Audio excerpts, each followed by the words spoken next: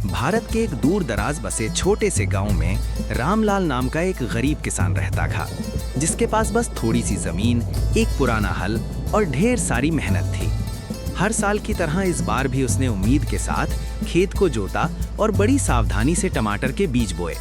मिट्टी को हाथों से सहलाते हुए वो मन ही मन भगवान से प्रार्थना करता कि इस बार फसल अच्छी हो जाए।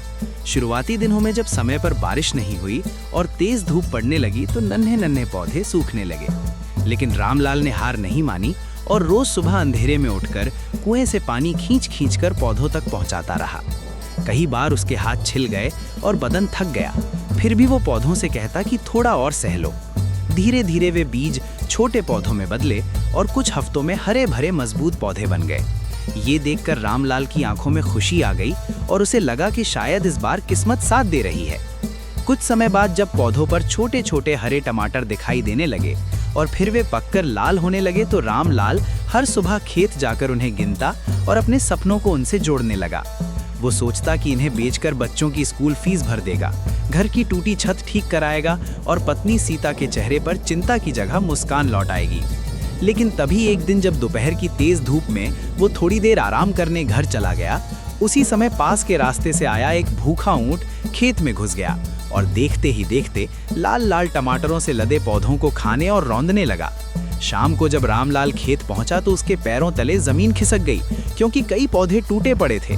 टमाटर मिट्टी में बिखरे थे और महीनों की मेहनत एक पल में उजड़ती दिख रही थी।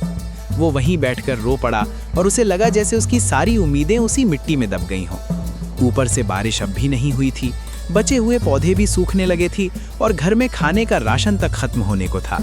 पत्नी की चुप्पी और बच्चे की स्कूल फीस की चिंता उसे अंदर ही अंदर तोड़ रही थी।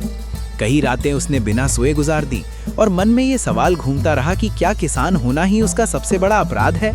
लेकिन अगले ही दिन सूरज उगा तो रामलाल फिर खेत पहुंचा, टूटी टहनियों को समेटा, बचे हुए पौधों को पानी दिया और खुद से वादा किया कि वो हार नहीं मानेगा। उसने दोबारा मेहनत शुरू की, गांव के बुजुर्गों से सलाह ली, पौधों की और अच्छे से देखभाल की और धीरे धीरे खेत में फिर से हरियाली लौटने लगी। कुछ हफ्तों बाद जब बची हुई फसल तैयार हुई तो वो टमाटर लेकर मंडी पहुंचा, जहां इस बार उसे सही दाम मिले।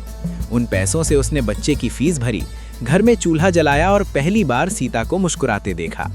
उस दिन रामलाल ने समझ लिया कि किसान की जिंदगी में सूखा, बारिश और ऊंट जैसी मुसीबतें बार बार आती हैं, लेकिन जो किसान हर हाल में मेहनत करता है, उम्मीद नहीं छोड़ता और मिट्टी से रिश्ता बनाए रखता है, उसकी कहानी चाहे देर से ही सही एक दिन जरूर जीत में बदलती है।